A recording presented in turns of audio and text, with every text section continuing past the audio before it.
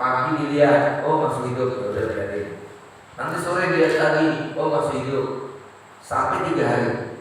Nabi Yusuf dibiarkan kelaparan, dia nggak kehausan karena di sumur ya Pak. Tapi kan tumbuh, gitu ya. Kedinginan, tidur di sumur begitu. Ya. Nah, dalam riwayat ini sumur menjadi ajaib. Kenapa? Sumur ini dalam riwayat adalah sumur yang tidak mungkin diambil airnya, karena airnya sangat pahit rasanya, sehingga tidak ada musafir yang mau mendekat ke sumur itu. Nah, waktu dicelupin Nabi Yusuf ke situ, air sumur ini berubah menjadi tawar dan segar. Ini salah satu mukjizat ya.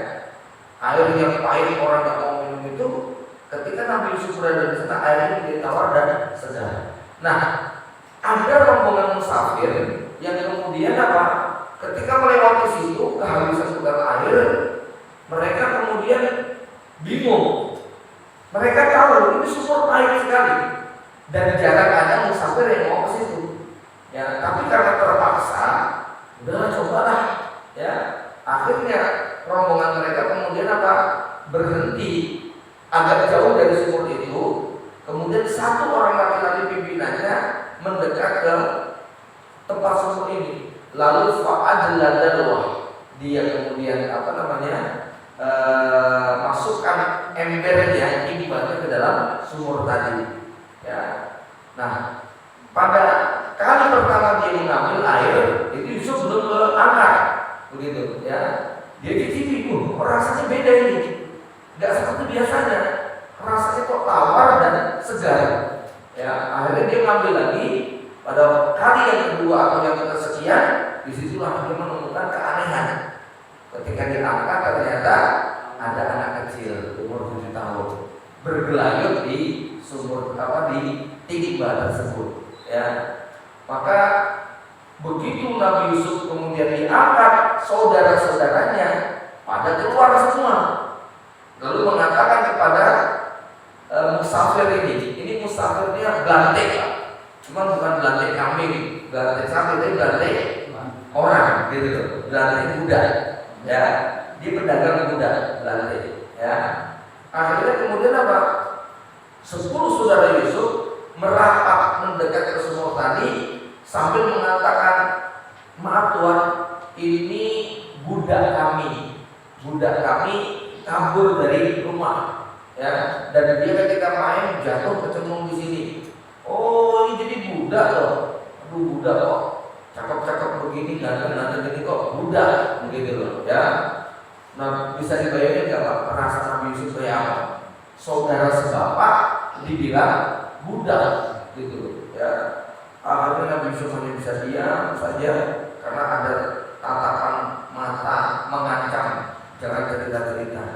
Ini yang membuat Nabi Yusuf mau bilang aku bukan budak, nggak bisa. Maksudnya nggak berani gitu. Akhirnya kemudian dijuallah Nabi Yusuf tadi kepada belantik tadi. Ya, sambil kemudian melepas, bisa dibayangkan dramatisnya Pak.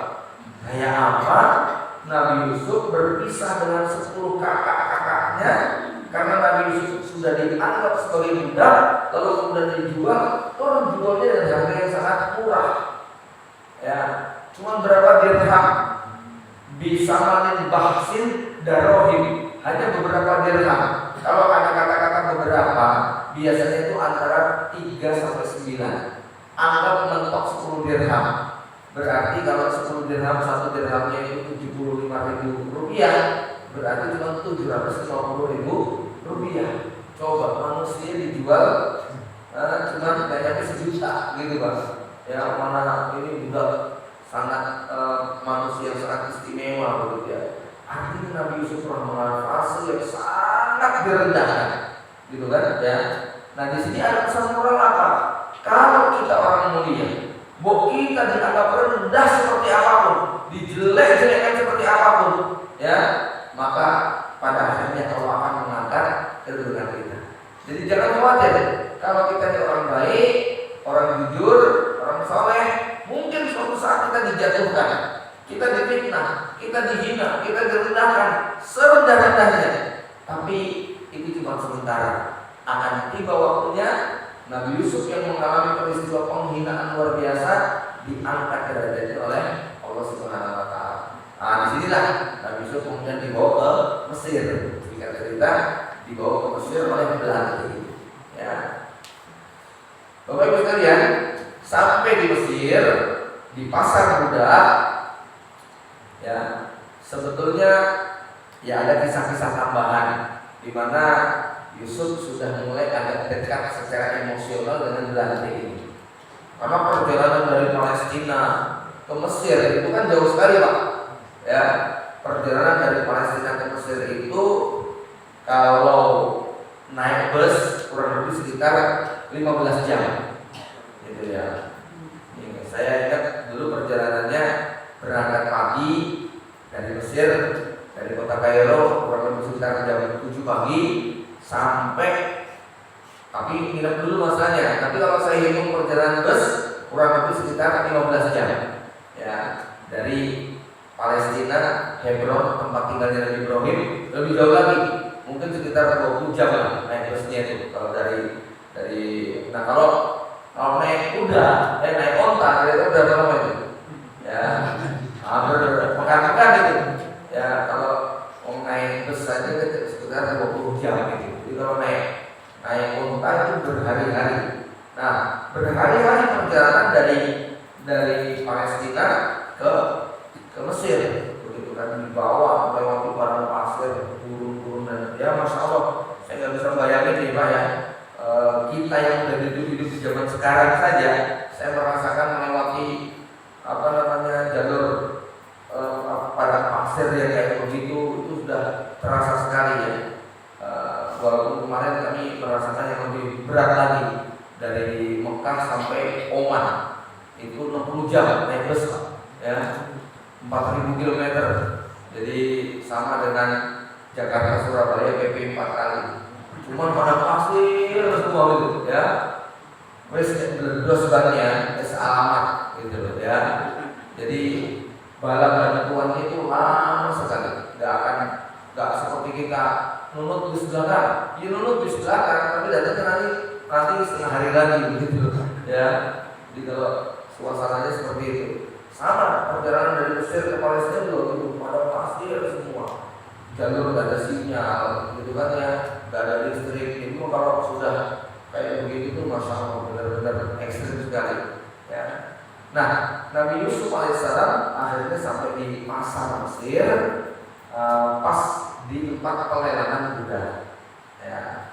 Pada saat pelelangan budak, orang semua megang-megang, dilihat-lihat, ada ya. Kalau beli budak itu zaman dulu kayak beli kambing Pak. Ya, ada yang cacat apa enggak, gitu loh ya. Lecet-lecet itu korengan apa enggak, gitu loh ya. Terutama kalau budak perempuan, wah kalau budak perempuan itu menyedihkan sekali, benar-benar seperti binatang, ya. Artinya orang beli budak perempuan itu dilihat mulus apa, korengan apa sampai di telanjang ya Pak. Namanya budak itu di hadapan tuannya sudah seperti istri di hadapan suaminya, ya. Jadi memang manusia seperti itu kalau sudah jadi budak begitu. Ada diperiksa badannya, cek apa begitu kan ya, tinggi, berat badan dan sebagainya, itu seperti beli binatang kalau di pasar budak itu. Nah Yusuf kemudian apa?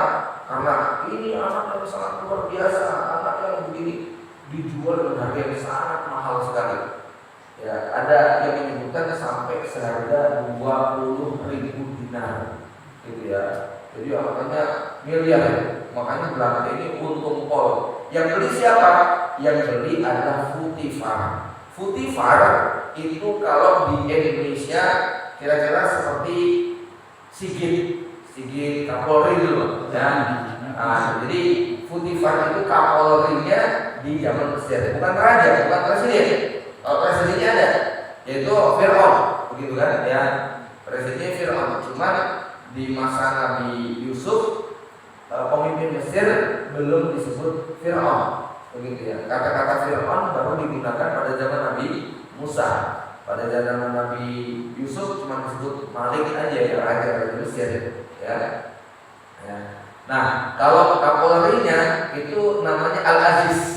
gelarnya Al-Aziz, tuan yang mulia.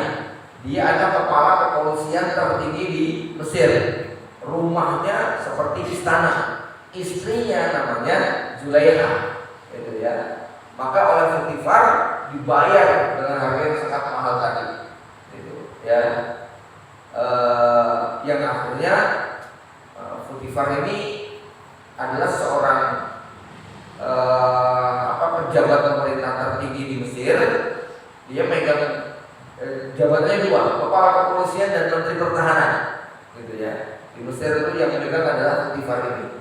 Nah, dia gak punya anak. Ya, ada dua riwayat. Kenapa kok nanti ketika Potifar mergoki Zulaiha di kamar berduaan dengan Yusuf, kok kemudian Potifar nggak marah? Ya, Potifar hanya bilang Yusuf mu'arid dan hada. Udah lupakan ya, nggak usah diingat-ingat, begitu ya. Padahal kan ketahuan itu Nabi Yusuf ketahuan keluar dari kamar pribadinya. Bapak Ibu tahu kamar pribadinya Zulaiha, kamar ranjang pribadinya Zulaiha dan Potifar itu harus melewati sekitar 10 pintu, gitu ya. Harus melewati 10 pintu. Jadi untuk masuk ke kamar pribadinya itu membuka 10 pintu kayak gerbang begitu, Pak. Ya, makanya istilahnya secara teori nggak mungkin ketahuan, gitu ya. Kenapa Zulaiha kok berani menggoda Yusuf? Karena memang secara teori itu mustahil ketahuan. Ya, udah terbukti semua 10 lapis. Tapi nanti ceritanya berikutnya. Nah, si Potifar ini ketika mergoki Yusuf dengan Zulaiha, akhirnya nggak bisa apa-apa. Ya, nah ada dua riwayat. Kenapa Potifar nggak berdaya?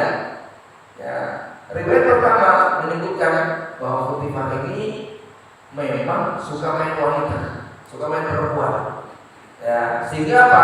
Ketika tahu istrinya selingkuh, dia juga sadar diri. Mau marah-marah nggak bisa, gitu. Tapi riwayat ini lemah.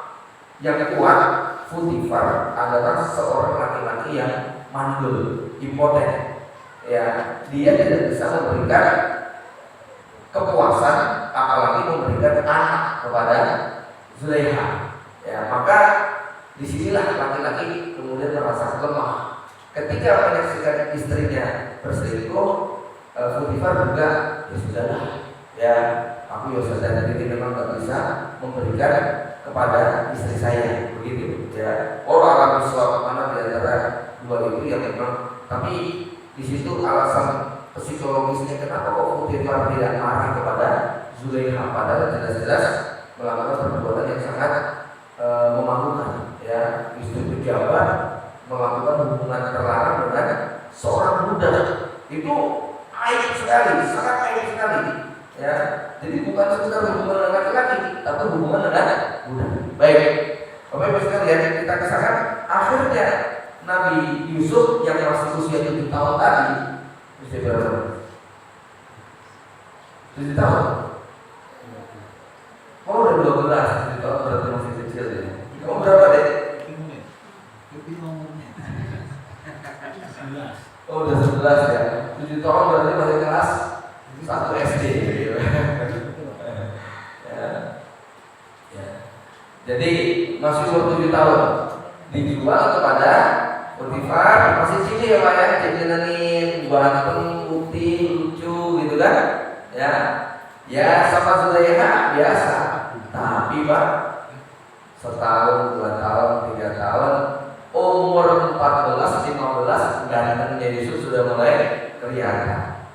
Zulaiha ngeliatin saja tiap hari. Ya, tapi masya Allah dalam riwayat Nabi Yusuf sangat menjaga kehormatannya dan Al-Quran menggambarkan demikian sampai usia Nabi Yusuf 17, 18 bahkan gagah-gagahnya Pak, ganteng-gantengnya, bener-bener gantengnya Nabi Yusuf itu masya Allah membuat Zulaiha yang selama ini kesepian, Zulaiha yang selama ini mungkin suaminya super sibuk, bayangkan Kapolri sekaligus Menteri Pertahanan. Ya, dan Mesir menjadi negara adidaya. Pekerjaannya Potifar itu mengamankan seluruh penjuru negeri. Dia adalah komandan tertinggi. Kira-kira sering pulang aja. Nah, itu ya. Wes jarang pulang, tambah maaf nggak punya kemampuan, gitu loh ya. Nggak punya kemampuan melayani istrinya. Nah, sang istri di rumah tiap hari kerjanya dandan bersolek. Kalau namanya istri pejabat, ya masih ingat istrinya si dia yang anggaran skincare-nya itu loh Pak, istri pejabat yang konon selingkuh sama supirnya itu loh Pak. Ya, itu perempuan maaf ya. Perempuan itu kalau tiap hari kerjanya macam dandan, itu kira-kira secara nafsu tinggi tidak? Ya, lain loh ya dengan perempuan budak yang tiap hari ngurusi sawah, ladang apa, mungkin secara hasrat itu agak beda, energinya terkuras. Tapi kalau tiap hari dandan, ngomongin dia apa itu?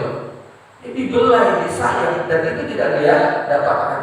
Maka tiap hari Zulaikha sangat tersiksa dengan keberadaan Nabi Yusuf, begitu kan? Ya, mana Nabi Yusuf kalau dia bicara itu menundukkan pandangan. Dulu waktu kecil digendong di apa bisa, tapi lama-lama ya ibu-ibu kalau punya anak umur 13 tahun, 14 tahun udah malu dicium, gitu?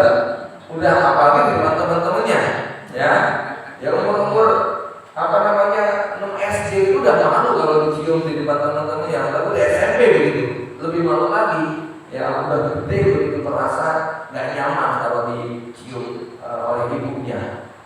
Apalagi ini bukan ibunya, ini hanya tuan majikannya, gitu kan? Ya dulu waktu masih kecil, iya, tapi sekarang Nabi Yusuf sudah tumbuh menjadi pemuda yang gagah, tampan, ganteng sekali, ya.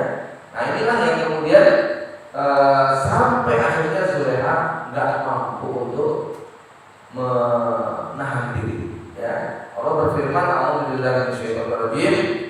Wa rawadathu allati huwa fi baitiha an nafsihi." Wanita itu si Zulaikha yang Yusuf tinggal di rumahnya, rawadathu menggoda Yusuf, ya, an nafsihi untuk menundukkan dirinya. Yang hari bersolek berdandan, ya. Dan dandannya kayak begitu sangat menggoda, dan Yusuf selalu membuang pandangan. Waqala kai waqala til aqwa. Dalam riwayat disebutkan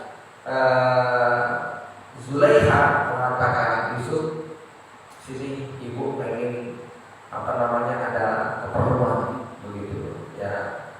Budak tidak boleh menolak apapun permintaan sang tuan, haram hukumnya. Jadi Yusuf tidak pernah menolak sekalipun permintaan majikannya, ya. Maka ketika cuma ini aneh, permintaannya kalau di tempat yang jauh dari manusia, karena Zulaikha itu punya budak banyak sekali, gitu loh. Cuman bedanya dengan budak Yusuf ini, perlakuannya istimewa. Tiap hari tidak pernah dipakaikan pakaian budak, karena pakaian budak sama pakaian orang merdeka itu beda. Nah Yusuf itu tiap hari diberi pakaian yang bagus-bagus. Jadi penampilannya bukan seperti budak, sudah bersih, putih, ganteng, ditambah bajunya yang mahal-mahal. Nah, yang lainnya kan yang pekerja-pekerja itu pakaian budak, gitu kan ya. Maka suatu hari kok ibunya manggil untuk sesuatu, entah apa maunya, ghalaqatil abwab. Allah mengatakan apa? Ghalaqatil abwab, bukan ghalaqatil bab. Tapi apa? Abwab. Kenapa? Karena tadi saya bilang dari pintu kamar ke pintu ruang tamu itu ada 10 lapis, gitu ya. Dan model pintu-pintu zaman dulu itu bukan kemudian ceklik begitu, pintu 2 kemudian apa? Ada palannya, gitu kan ya. Pintu 2 palang, pintu 2 palang terus begitu ya. Yang secara teori nggak mudah bagi Yusuf untuk keluar, gitu kan ya.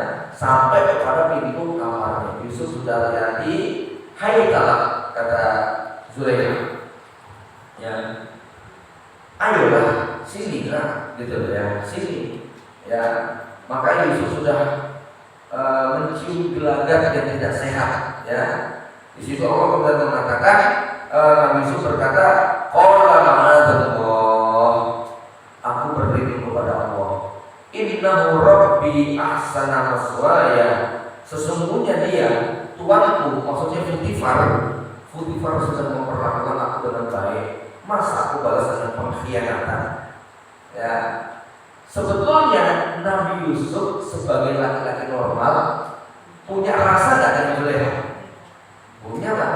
Nabi Yusuf punya rasa. Dan di situ Allah mengatakan apa? Wa laqad hammat bihi wa hamma biha. Ya, jadi Nabi Yusuf kan mengatakan innahu rabbi. Rabbi itu artinya bukan Allah ya Pak. Rabbi di situ artinya apa? Majikanku, tuanku, maksudnya Putifar, suaminya Zulekha. Ahsana maswaya, telah memperlakukan aku dengan baik. Ya, aku dibeli dengan harga yang mahal, aku semua kebutuhan dipenuhi oleh tuan Putifar. Masa aku kemudian khianat dengan menyelingkuhi istrinya? Innahu la yuflihud dzalimun, sesungguhnya orang zalim tidak akan beruntung. Aku akan merugi kalau berkhianat seperti ini. Walaqad hammat biha, ya, perempuan itu Zulekha sudah bermaksud untuk melakukan perbuatan itu dengan Yusuf. Wa hamma biha, Yusuf pun sudah kepengen di kamar, ya, berdua, gak ada siapa-siapa. Bahkan dalam beberapa riwayat disebutkan pahanya Yusuf sudah nempel dengan Zulekha, sudah sangat dekat, gitu ya. Falawla arro'a burhana rabbi, kalau seandainya Nabi Yusuf tidak melihat tanda-tanda kekuasaan Allah, mungkin sudah bagus. Nah, pada detik-detik yang genting inilah Nabi Yusuf alaihissalam melihat tanda-tanda kekuasaan Allah. Apa tanda-tanda kekuasaan Allah?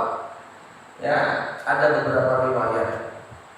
Di antaranya yang dimaksud dengan tanda-tanda kekuasaan Allah, tiba-tiba Nabi Yusuf mendengar suara bapaknya, Nabi Yakub, yang sudah berpisah lebih dari 10 tahun. Suaranya masih terngiang-ngiang. Ya, suaranya berbunyi, Yusuf, nggak pantas kamu melakukan perbuatan ini. Ya, ada riwayat menyebutkan wajah ayahnya muncul di dinding kamarnya Zulekha. Ya, jelas Nabi Yusuf menyaksikan wajah sang ayah tadi, mengatakan, Yusuf, tidak pantas kamu melakukan perbuatan jahat seperti ini. Ya, kamu itu nabi, bapakmu itu nabi, ya, mbahmu itu nabi, nenek moyangmu itu nabi. Ya, kamu itu calon nabi, masa kamu akan berbuat seperti ini? Itu riwayat pertama. Riwayat kedua menyebutkan bukan begini, tapi bapaknya datang kayak 3 dimensi gitu, kayak apa namanya? Seperti bayangan, tapi kemudian apa? Mukul dada Yusuf. Nabi Yusuf dipukul dan dijual dadanya. Gak pantas kamu berbuat seperti ini. Jangan sekali-kali melakukan. Nah, itu dia. Falaulah arro'a burhana rabbi. Kalau bukan karena Nabi Yusuf melihat tanda-tanda kekuasaan Allah, mungkin Nabi Yusuf sudah hamma biha, sudah kepengen melakukan perbuatan seperti ini. Ya, maka Nabi Yusuf ketika melihat tanda-tanda kekuasaan Allah tadi, ya, kadzalika nasrifu anhu su'a wal fahsya innahu min ibadil mukhlasin. Demikianlah, ya, agar kami memalingkan darinya kemungkaran dan perbuatan zina itu. Sesungguhnya Yusuf termasuk hamba-hamba kami yang ikhlas. Ya, yang dirahmati Allah, maka Nabi Yusuf begitu menyaksikan tadi, segera Nabi Yusuf berlari. Ya, Nabi Yusuf berlari. Nah, pada saat Nabi Yusuf berlari itulah kemudian Zulekha mencengkeram bajunya Nabi Yusuf. Ya, perempuan dalam kondisi kayak kesetanan begitu, tenaganya ekstra. Baju Nabi Yusuf itu kemudian robek bagian punggungnya. Ya, Nabi Yusuf terus berlari. Nah, di dalam riwayat ada keajaiban. pintu-pintu yang tertutup orang tadi dengan mudah terbuka. Karena kalau secara teori itu angel ya, ya. Bayangin 10 pintu dipalangi semuanya, tiba-tiba Yusuf mau kabur dengan kondisi seperti itu. Itu kan panik biasanya, mudah ketangkep sama Zulaikha. Tapi kemudian apa? Satu persatu lepas Zulaikha terus mengejar sampai pintu yang paling depan. Begitu pintu depan terbuka, pas Potifar pulang dari dinas, gitu, ya. Masya Allah, Nabi Yusuf kaget melihat peristiwa seperti itu, ya. Yang Potifar kemudian marah, ya. Di sini wastabatal baba, keduanya berlomba menuju pintu.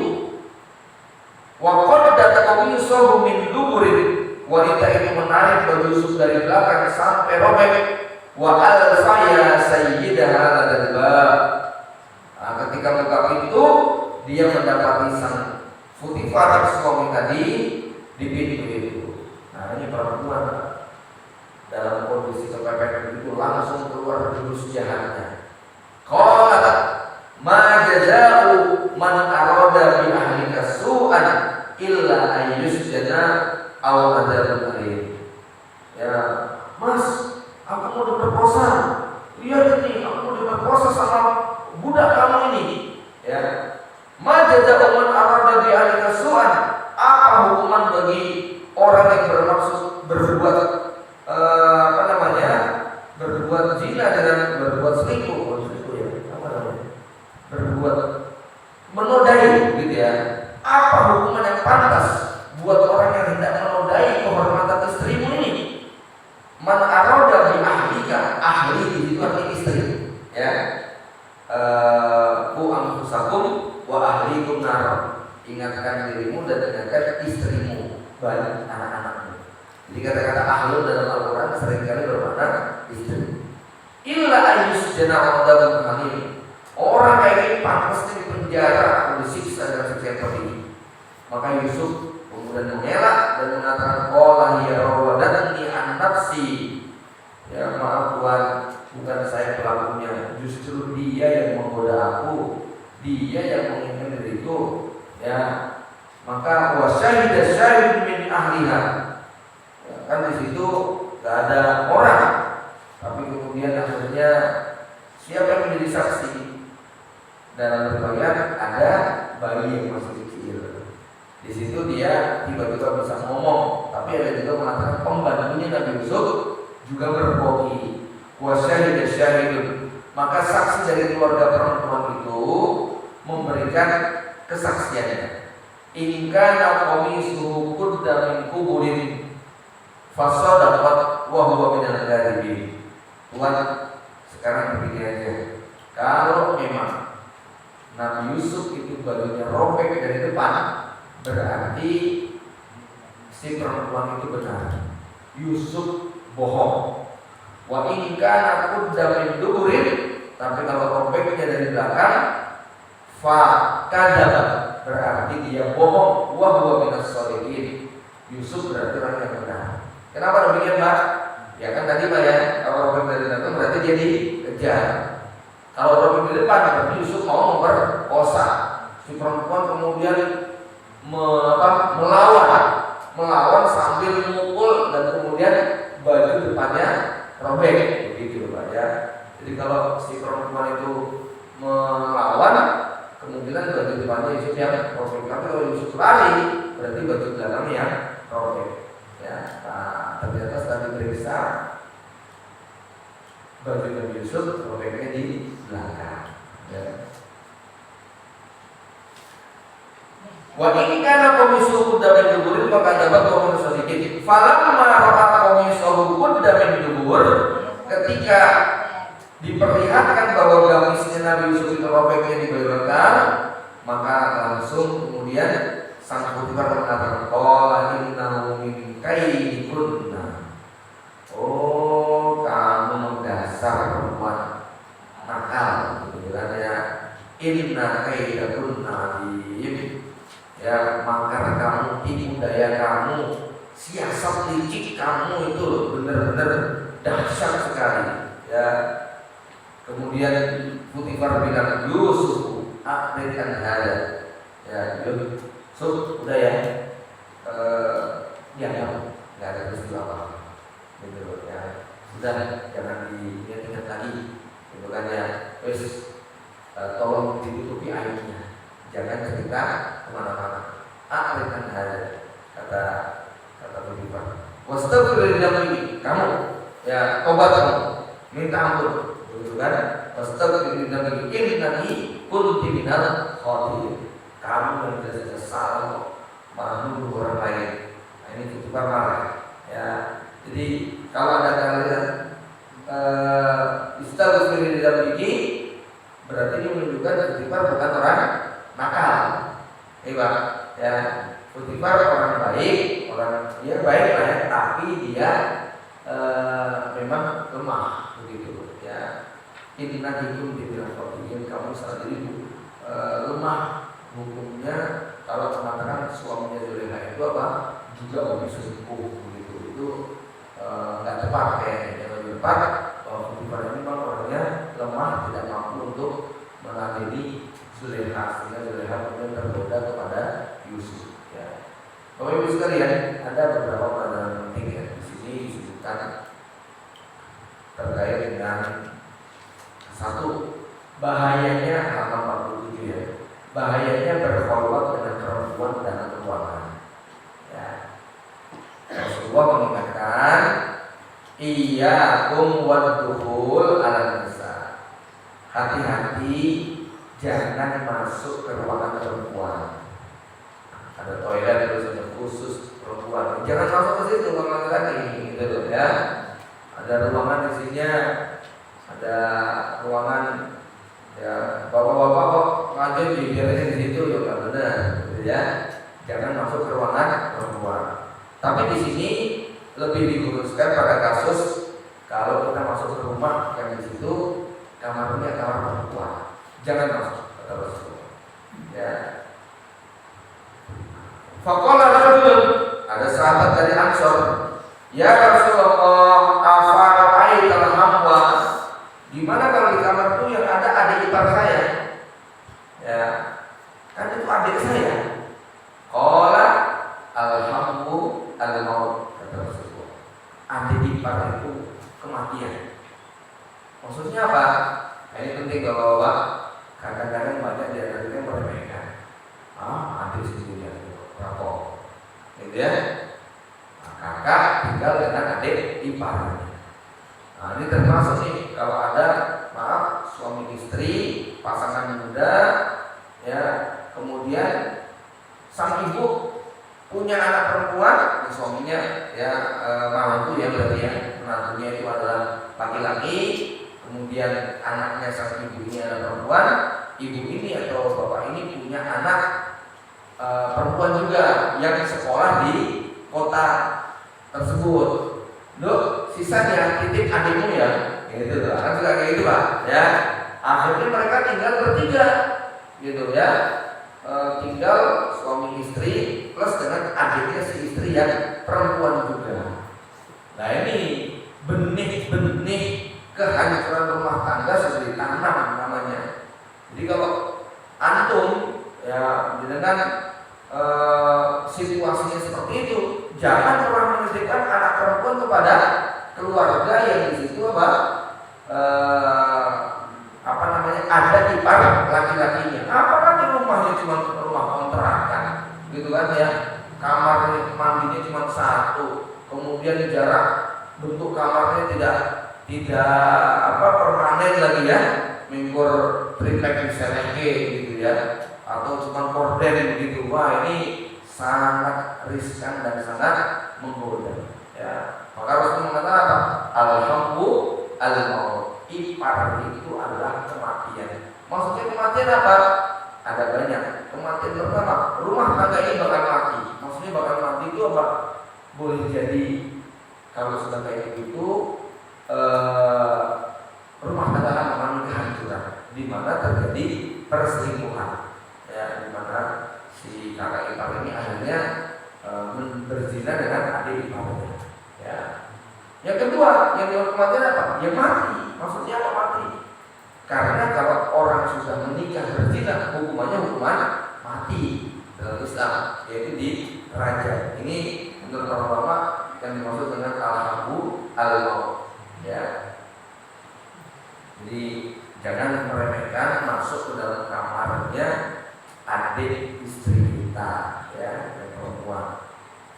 Atau kalau kita adalah perempuan, kadang-kadang tadi ketitipan adiknya suami yang laki-laki. Nah itu juga potensinya begitu, gitu kan? Suaminya baru kerja, adiknya di situ.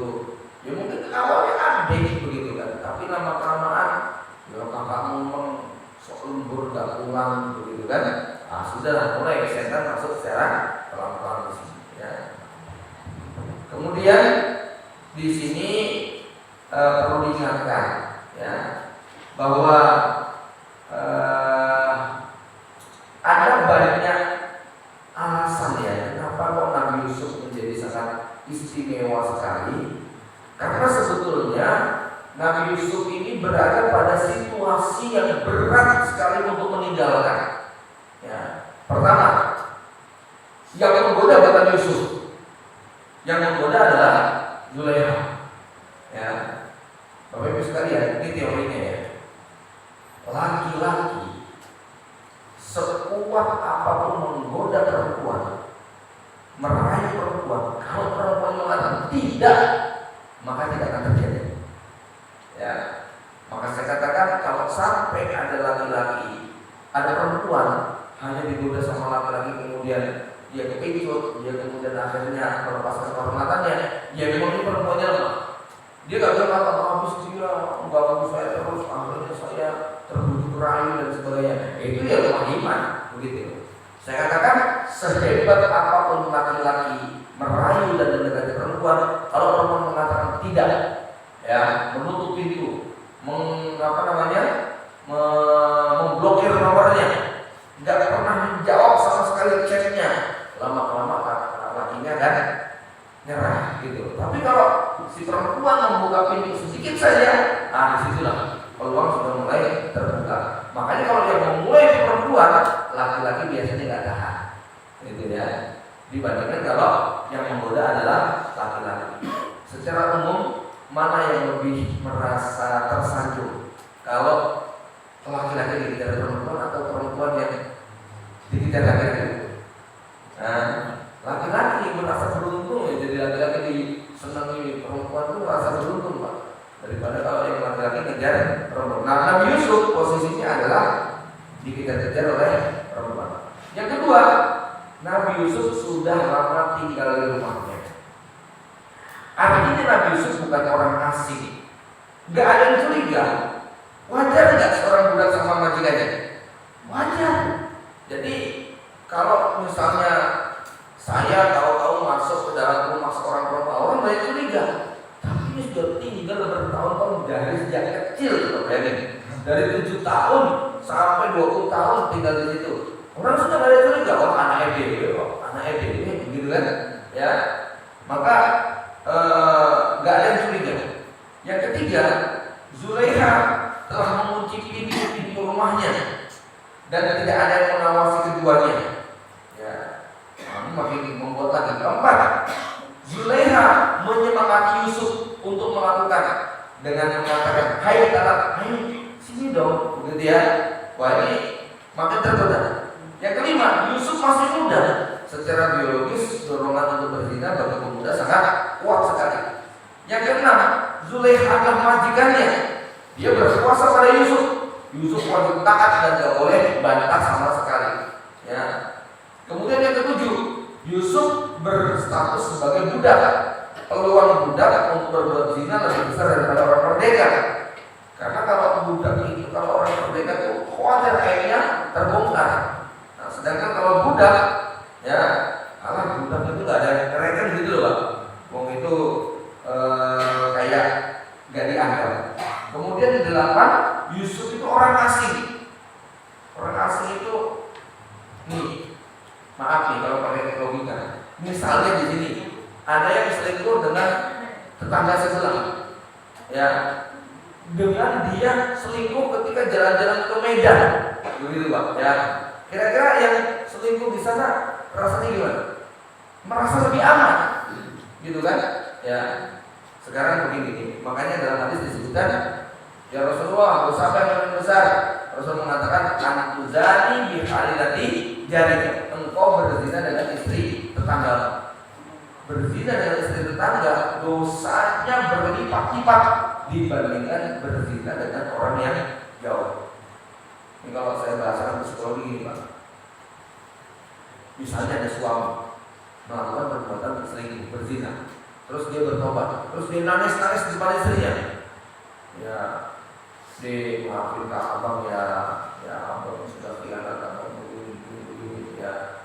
Ya, terus ditanya sama istrinya, Abang kapan melakukannya? Ya sudah lama, setahun yang lalu atau 2 tahun yang lalu. Abang di mana melakukan? Ya dulu ketika Abang ditugaskan ke Medan, Abang diajak sama teman-teman, gitu kan?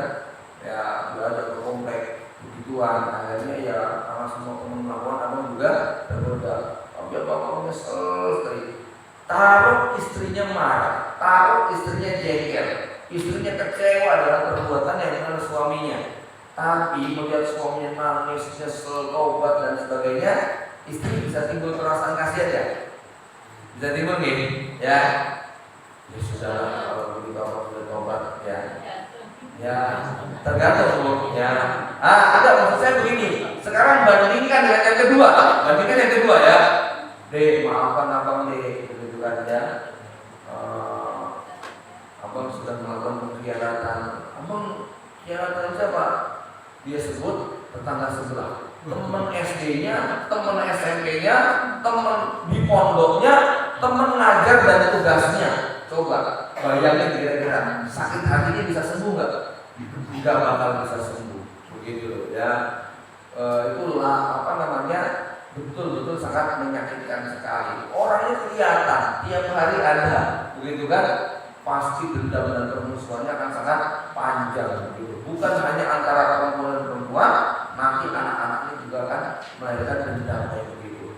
Nah ini kenapa Nabi Yusuf secara teori lebih mudah, karena Nabi Yusuf tidak melakukannya di Palestina, di kampung halamannya, tapi apa? Diusir ke sana, gitu loh. Ini maksudnya ya. Saya sudah mengatakan karena perbuatannya dilakukan oleh Nabi Yusuf bukan di kampung halaman. Kemudian yang menggoda Nabi Yusuf itu wanita yang berparas cantik jelita. Kalau yang menggoda perempuan jelek itu keriting pesek begitu ya wajar, ada yang mau. Yang menggoda itu selebritis gitu kan ya. Ya anggaran skincare-nya luar biasa. Ya tiap hari kerjanya bersorak berdandan, perawatan tubuhnya. Ya siapa yang nggak tergoda gitu ya. Kemudian 10, Zulaikha adalah wanita yang berkuasa. Dengan kekuasaannya bisa memaksa Yusuf sebagai laki-laki yang terlanjur dicintainya. Ya tentu menjadi sangat kuat orangnya. Kemudian apa? Suami Zulaikha tidak punya budak lain yang seperti Yusuf. Sehingga meskipun dia mengetahui kasus ini, dia tidak akan mengusir Yusuf dan memisahkan dari istrinya. Ya, maka sang suami bilang, "Yusuf, udah lupain ya." Kemudian dia bilang, "Sudah, kamu minta maaf, ya minta ampun." Kemudian apa? Bahkan Zulaikha menggoda Yusuf tidak sendirian. Dia bekerja sama dengan pembantu-pembantu perempuan yang lain, sehingga godaannya makin sangat kuat. 13, Zulaikha ngancam, "Kamu kalau nggak mau penjara." Ya, oh masya Allah, ya berat sekali bagi Yusuf itu. Ya, godaannya seperti itu. Ya. Maka disinilah Allah memperlihatkan tanda-tanda kekuasaannya kepada Nabi Yusuf. Apa pesan yang bisa kita ambil? Betapa pentingnya dialog orang tua kepada anak. Betapa pentingnya kedekatan bapak kepada anak. Ketika anak kita dalam posisi yang sangat lemah sekali, rawan tergoda, yang akan muncul adalah bayangan bapak. Jadi gini kira-kira Pak. Nih, ibu bapak perhatikan ya. Misalnya ada seorang sebutlah perempuan ya, umur 17 tahun, 18 tahun ya. Bapaknya hobi selingkuh, sukanya goda-godi perempuan. Ibunya juga suka membawa laki-laki lain ke dalam rumahnya. Terus suatu hari anaknya diajak pacaran sama temennya, diajak sampai pada level yang kebablasan. Ya, kira-kira ketika anaknya ditanya, kamu nggak takut ke kamu bapakmu, begitu ya? Jawaban si anak kira-kira gimana? Bapakku lebih parah, apalagi emakku, gitu ya. Nggak tahu udah gonta-ganti berapa kali. Enggak gitu.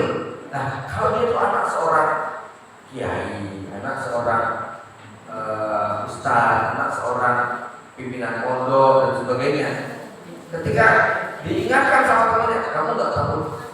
Ayo dong, misalnya digoda. Dia akan mengatakan apa? Enggak, ini bapakku lihat nanti mesti bapakku marah, gitu kan ya. Ini bapakku tahu, aku mungkin bakal dihukum. Ini kalau ibuku tahu, aku mungkin sudah aku nggak mau melakukan. Itu ada hubungan emosional dengan orang tuanya. Makanya kita penting untuk membangun hubungan emosional dengan anak, supaya suatu saat ketika anak berada dalam titik kritis, ketika dia tidak memiliki benteng lagi, bayang-bayang orang tuanya akan muncul. Ya, saya membaca kisah yang menyedihkan ya. Ada seorang wanita yang dia itu